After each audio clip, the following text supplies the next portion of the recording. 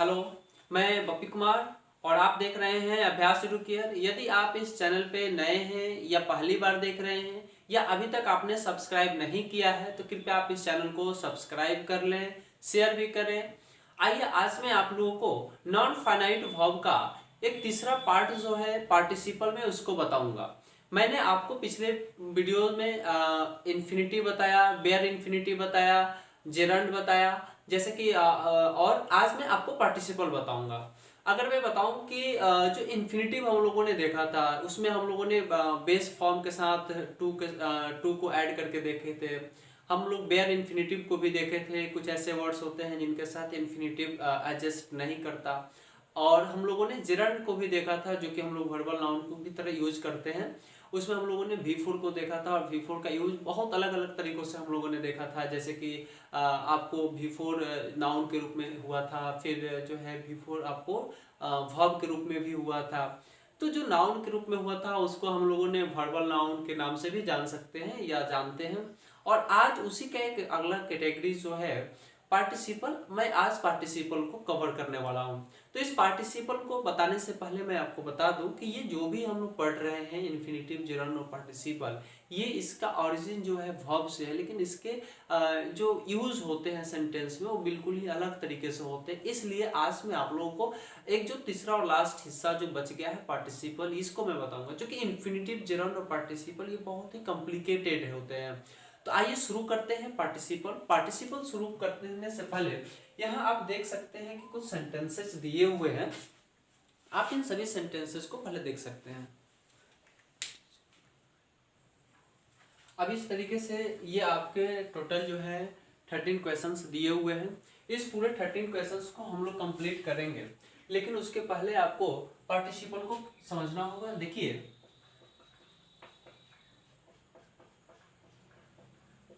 ये जो पार्टिसिपल है, ये पार्टिसिपल मैंने आपको जेरंड में बताया था कि किस तरीके के होते हैं, कितने इसके टाइप्स होते हैं।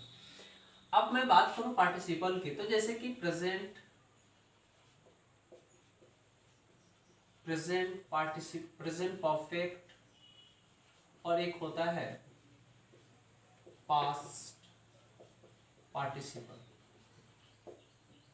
इन तीनों को समझने से के पहले आप ये समझ सकते हैं कि प्रेजेंट पार्टिसिपल जो होता है,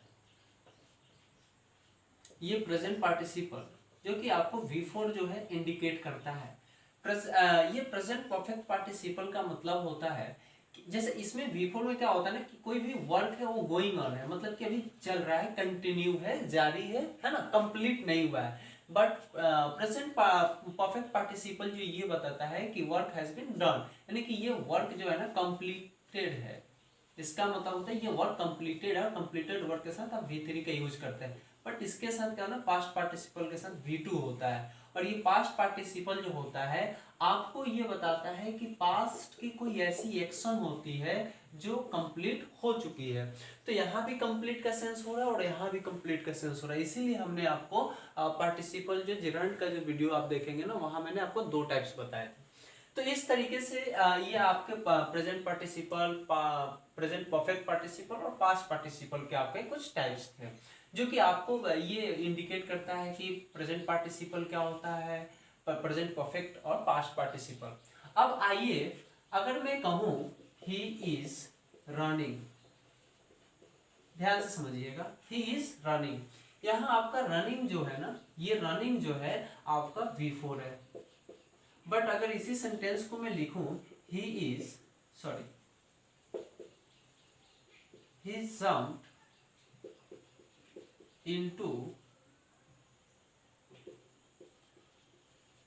रनिंग कार।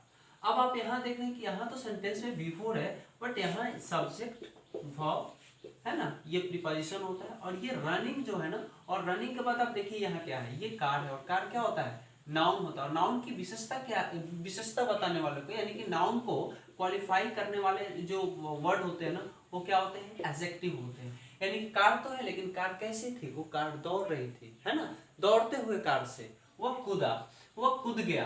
तो इस तरीके से कार की विशेषता क्या है कि वो दौड़ रही थी। और नाउन की विशेषता बताने वाले को क्या बोलते हैं, एडजेक्टिव बोलते हैं, है ना, एडजेक्टिव बोलते हैं। बट ये तो आपको बोलेंगे कि सर वर्ब है, जैसे कि ये आपको बना है रन से, है ना, रन से बना है, तो आप इसको बोलिए कि सर ये तो वर्ब है, इसीलिए तो इसे हम लोग वर्बल एडजेक्टिव भी बोलते हैं। तो इस तरीके से अगर फाइनली देखा जाए तो पार्टिसिपल का मतलब निकल करके आता है कि a verb is used as an adjective, है ना, यदि किसी भी वर्ब का प्रयोग आप एडजेक्टिव की तरह यूज करते हैं वैसे वर्ब आपके पार्टिसिपल होते हैं। तो इस तरीके से आपने ये अभी तक मैंने आपको ये एग्जांपल से बताया। अब अगर किसी भी सेंटेंस में बिफोर है ना, और उसके बाद कोई नाउन है तो ये पार्टिसिपल होगा, लेकिन ये प्रेजेंट पार्टिसिपल होगा, है ना। यदि किसी भी सेंटेंस में नाउन है और उसके पहले V2 या V3 है ना, तो आप समझ जाएंगे कि ये आपका पास्ट पार्टिसिपल है ना। लेकिन ये प्रेजेंट पार्टिसिपल हो या पास्ट पार्टिसिपल हो, ये सेंटेंस को कंबाइन भी करते हैं, तो हम लोग वहां भी चलेंगे। सबसे पहले इतने सारी चीजों को आप समझ सकते हैं। अब आइए हम लोग कुछ एग्जाम्पल को देखते हैं। एग्जाम्पल में क्या है ना, पहला एग्जाम्पल है I found him standing there. आपने क्या देखा, यहाँ आई सब्जेक्ट है, फाउंड आपका वर्ब है, हिम आपका ऑब्जेक्ट है, स्टैंडिंग देयर। अब आप वहां उसको खड़े हुए पाए, तो ये किसी न किसी की विशेषता बता रहा है ना, कि उसकी विशेषता क्या थी, वो कैसे था, तो वह खड़ा था, है ना। तो इस सेंस में ना ये आपका स्टैंडिंग ये V4 है, और V4 वाले क्या होते हैं आप यहाँ देख सकते हैं प्रेजेंट पार्टिसिपल होते हैं। दैट मीन्स ये प्रेजेंट पार्टिसिपल तो है, लेकिन इसके साथ ये मतलब कि ये क्वालिफाइज कर रहा है, और क्वालिफाइज करने की वजह से ये आपका स्टैंडिंग जो है ना एडजेक्टिव है। नेक्स्ट है my mother told me an interesting story. My mother told me an interesting story में आप ये समझ सकते हैं कि माय मदर आपका सब्जेक्ट है, टोल्ड आपका वर्ब है, मी आपका ऑब्जेक्ट है। लेकिन मेरी माँ मुझसे कुछ प्रकार की कहानी कहती है, और कहानी जो स्टोरी है ये कैसी है, उसकी क्या विशेषता है, कैसी क्वालिफाइज करता है, तो पता चलता है ना कि बहुत ही इंटरेस्टिंग है। और हाँ एक बात और है, सेंटेंस में ये भी दिख रहा है ना कि वह एक इंटरेस्टिंग कहानी कह रही है, मतलब काम कंप्लीट नहीं हुआ है, उसकी कहानी कहने की जो एक्टिविटी है ना अभी वो चल रहा है, कंटिन्यू है। इस सेंस के लिए ना यहाँ आपको इंटरेस्टिंग का प्रयोग किया गया है। नेक्स्ट है I saw him reading the Ramayan. मैंने उसे रामायण पढ़ते हुए देखा।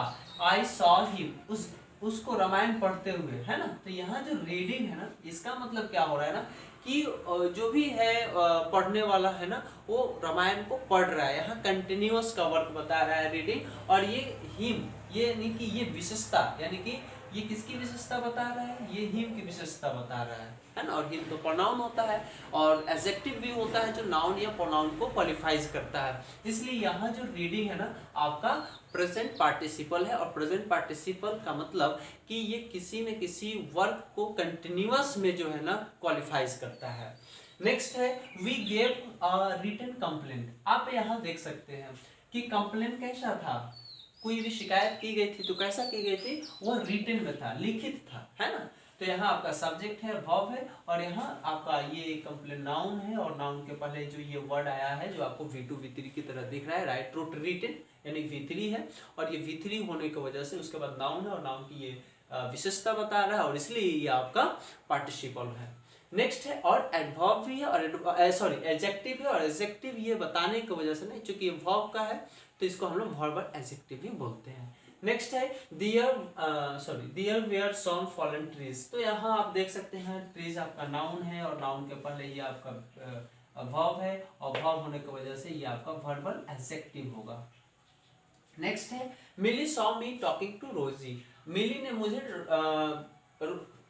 मिली सॉ मी टॉकिंग टू रोजी। मिली ने मुझे रोजी से बात करते हुए देखा, है ना। तो यहाँ आप देख सकते हैं कि चूंकि रोजी से मैं कंटिन्यूसली बात कर रहा था, है ना, तो इस तरीके में ना कोई एक दूसरी काम होते हैं जो कि मिली मुझे देख लेती है। तो इस तरीके से यहाँ जो टॉकिंग है और ये तो नाउन है, और इसलिए ये आपका कंटिन्यूअस का सेंस बता रहा है, तो आपका प्रेजेंट पार्टिसिपल है। नेक्स्ट है government honours constitution abided citizens. अब मैंने तो आपको कुछ यहाँ तक मैंने ये बताया कि कैसे सेंटेंस को आप समझ सकते हैं कि कंटिन्यूअस है या फिर वर्क कंप्लीटेड हो चुका है। अब जो है हम लोग क्वेश्चन नंबर 7 से हम लोग देखेंगे कि यहाँ आप समझ सकते हैं government honours constitution abided citizens. सरकार उन लोगों की सबसे ज्यादा ऑनर करती है जो कॉन्स्टिट्यूशन को, संविधान को मानते थे या मान रहे हैं। आप खुद सोच सकते हैं कि मानते थे या मान रहे हैं। तो सरकार आज भी उन लोगों को रिस्पेक्ट करती है जो कॉन्स्टिट्यूशन को, लॉ को जो है ना मानते हैं, है ना। तो इसका मतलब कि अभी भी लोग मान रहे हैं तो सरकार उसको रिस्पेक्ट करती है। इसका सेंस आ रहा है ना कि यहाँ हम लोग अवॉइडेड नहीं हो सकता, क्योंकि ऐसा नहीं है कि जो कॉन्स्टिट्यूशन को मान चुकी थी उसी को ऑनर करती है, नहीं, वो सरकार कंटिन्यूसली जो अभी भी मानेंगे उनको अभी भी रिस्पेक्ट करती है। तो इस सेंस में अवॉइडेड नहीं होगा, अवॉइडिंग सेंटेंस यहाँ सही होगा। नेक्स्ट है डेवलपिंग या developed countries were given such chances. अब आप यहाँ देख सकते हैं क्योंकि यहाँ डेवलपिंग और डेवलप्ड, जैसे कि आप लोगों ने इकोनॉमी में भी पढ़ा होगा, डेवलपिंग कंट्री और डेवलप्ड कंट्री जो विकसित होते हैं उसको हम लोग डेवलप, और जो अभी डेवलप कर रहे हैं, विकास कर रहे हैं, उसको डेवलपिंग। तो यहाँ कंट्रीज आपका नाउन है और इस नाउन को क्वालिफाइज करने के लिए ना डबल वर्ड आए हैं, एक तो डेवलप्ड आया है और दूसरा डेवलपिंग आया है। अब आप समझ सकते हैं जो यहाँ डेवलपिंग वर्ड है ये भी सही है और डेवलप्ड जो वर्ड है ये भी सही है ना। तो इसका मतलब कि ये सेंटेंस जो है ना बिल्कुल सही है, यहाँ डेवलपिंग भी एडजस्ट कर रहा है और डेवलप्ड भी एडजस्ट करेगा। नेक्स्ट सेंटेंस की मैं बात करूँ तो लिखा हुआ है मदर फाउंड ब्रेकिंग और ब्रोकन ग्लासेस। माँ ने टूटी हुई ग्लास देखी या टूट रही होती है वैसे ग्लास देखी, है ना, समझने वाली बात है। जैसे मान लो कि कोई ग्लास टूट रहा है उसको देखी, या पहले से काम कंप्लीट हो चुका है मतलब टूट चुका है तो उसको देखी। तो यहाँ हम लोग ये समझ सकते हैं कि उसने टूटी हुई गिलास को देखी, है ना। नेक्स्ट सेंटेंस में हम लोग आते हैं, लिखा हुआ है he came out of the office he was smiling. देखो ये तो अलग टाइप्स का सेंटेंस है, ये मेरा मकसद था कि पूरे सेंटेंस को ज़्यादा से ज़्यादा सेंटेंस दे और इन पूरे सेंटेंस को एक्सप्लेनेशन करके पार्टिसिपल को समझा जा सके। तो अभी तक ये थोड़ा सा दूसरे टाइप्स का सेंटेंस है तो हम लोग इस पे भी आएंगे। पहले आप इतने सारी चीज़ों को लिख सकते हैं।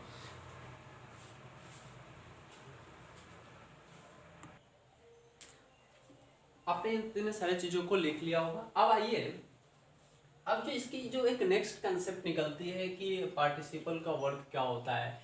देखिए ये कंबाइन करता है, ये सेंटेंस को कंबाइन करने का काम करता है। कंबाइन का मतलब ये सेंटेंस को जोड़ता है। जैसे दो अलग अलग सेंटेंसेस होते हैं और उन दोनों अलग अलग सेंटेंसेस को ये कंबाइन करता है और एक सेंटेंस बनाता है। आप यहाँ देख सकते हैं क्वेश्चन नंबर 10 है he came out of the office he was smiling. ये सेंटेंस अलग है और ये दूसरा सेंटेंस है, इसको जोड़ना है। तो हम लोग इस सेंटेंस को कॉम्बिनेशन करने के लिए भी पार्टिसिपल का प्रयोग करते हैं। जैसे इस तरीके की जो सेंटेंस होती है, आप इस तरीके के सेंटेंस में एक चीज आप नोटिस कर सकते हैं, he came out the office he was smiling. लगता है कि सब्जेक्ट दोनों सेम है, यानी कि डूअर क्या है, काम करने वाला क्या है, एक है, और एक ही साथ आपने ये भी देखा एक ही साथ कितने वर्क कर रहे हैं, दो काम कर रहे हैं। आप ये भी देख रहे हैं ये एक ही साथ दो काम कर रहे हैं। जैसे कि अगर मैं पढ़ा रहा हूँ, पढ़ाते पढ़ाते अगर मैं पानी पी लूँ तो इसका मतलब क्या है ना कि मैं एक ही साथ दो वर्क कर रहा हूँ। ठीक उसी प्रकार से सेंटेंस में भी आप देख सकते हैं he came out of the office he was smiling. अगर इस तरीके की सेंटेंस हो, कोई डूअर है, करता है, काम करने वाला है और वो एक ही हो, है ना, और एक ही साथ अगर दो काम कर रहे, एक ही साथ अगर दो काम करें, उस कंडीशन में आप सेंटेंस को इस तरीके से जोड़ सकते हैं, ही came out of the office smiling। Next sentence की अगर मैं बात करूं, he went into the classroom they were laughing। ये भी सेम है तो आप इसको भी जोड़ सकते हैं, they went into the classroom laughing, है ना। नेक्स्ट सेंटेंस है he opened the box he took out his cap. अब आप यहाँ देखेंगे, यहाँ आप नोटिस कर सकते हैं, वहां अलग बात था, आप यहाँ नोटिस कर सकते हैं कि he open the box, he took out his cap. उसने दो काम किया, काम करने वाला कितना है, एक है, ओके। डूअर कितना है, काम करने वाला कितना है, एक है। और काम कितने हुए, दो काम हुए। वर्क कितने हुए, दो वर्क हुए, है ना। जो जो ये दो वर्क होते हैं, काम करने वाले एक है और काम दो हो रहा है, एक तो बॉक्स खोलना और दूसरा उसमें से टोपी निकालना, तो दो वर्क है। तो इस तरीके की सेंटेंस को अगर बनाना हो, कंबाइन करना हो, तो आप लिख सकते हैं opening the box, he took out his cap. आपने अभी अभी देखा कि हम लोग यहाँ प्रेजेंट पार्टिसिपल का यूज किए, प्रेजेंट पार्टिसिपल का यूज करिए। मेरे समझाने का भी मकसद यही था कि यदि काम करने वाले एक हो और एक ही साथ दो काम हो, तो उसको कंबाइन करना हो तो प्रेजेंट पार्टिसिपल का यूज करते हैं। काम करने वाले एक हो और काम दो हो रहा हो, तो उसको भी कंबाइन करने के लिए हम लोग पार्टिसिपल का यूज करते हैं। नेक्स्ट आप इसको कंबाइन कर सकते हैं, I look out of the window, I saw a land. तो आप यहां देख सकते हैं ना,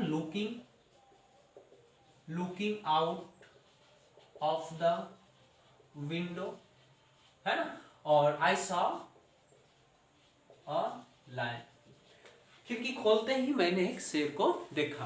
तो इस तरीके के ये आपके पार्टिसिपल के कुछ फॉर्मेट थे। हाँ, अभी मैं आपको एक और भी कॉम्बिनेशन बता रहा हूँ जो कि आपको प्रेजेंट परफेक्ट पार्टिसिपल का है और पास्ट पार्टिसिपल का भी है। तो तब तक इतने सारी चीजों को आप लिख लीजिए, फिर मिलते हैं दूसरे एग्जाम्पल के साथ। अब आप यहाँ कुछ सेंटेंसेस लिखे हुए हैं। क्वेश्चन नंबर 14 है, Ram has failed 3 times, he doesn't want to try again. Millie has passed the exam, she wants to join college. They have eaten all mangoes, they want to eat grapes.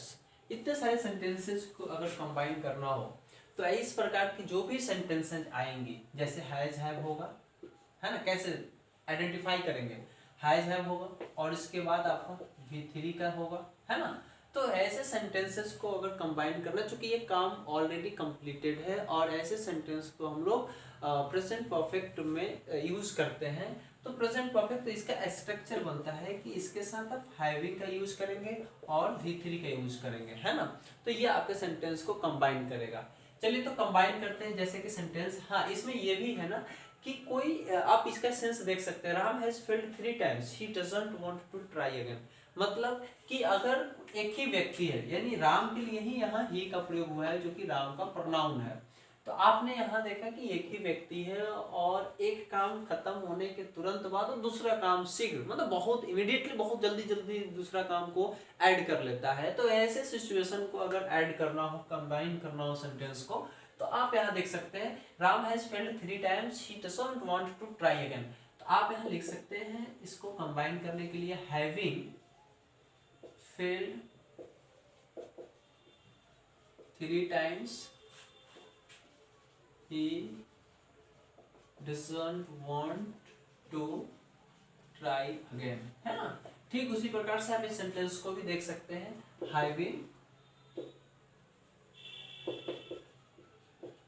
having passed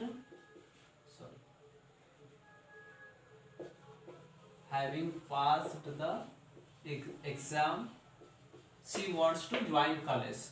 next है they have, तो यहाँ आप लिख सकते हैं having eaten all mangoes, they want to eat grapes। तो इस तरीके से ये आपका पार्टिसिपल था। आप इससे बहुत सारे वर्कआउट करेंगे, इससे बहुत ज़्यादा जो है एग्जाम्पल को बनाएंगे और आपको डेफिनेटली ही बहुत अच्छे तरीके से एग्जाम्पल बनेंगे आपसे। तो फिर हम लोग मिलते हैं अगले सेशन में, अगले वीडियोस में। तब तक देखते रहिए सिर्फ और सिर्फ अभ्यास एडुकेयर। यदि अभी तक आपने सब्सक्राइब नहीं किया है तो प्लीज़ एक सब्सक्राइब और एक लाइक कर देने में क्या जाता है, और एक शेयर भी। तो आप मेरे चैनल को लाइक करें, सब्सक्राइब करें और शेयर भी करें, और मैं आपको और भी इससे अलग अलग और बेहतरीन जो है वीडियोस कंसेप्ट आप तक पहुंचाऊंगा। तो तब तक देखते रहिए अभ्यास Educare. Thank you so much.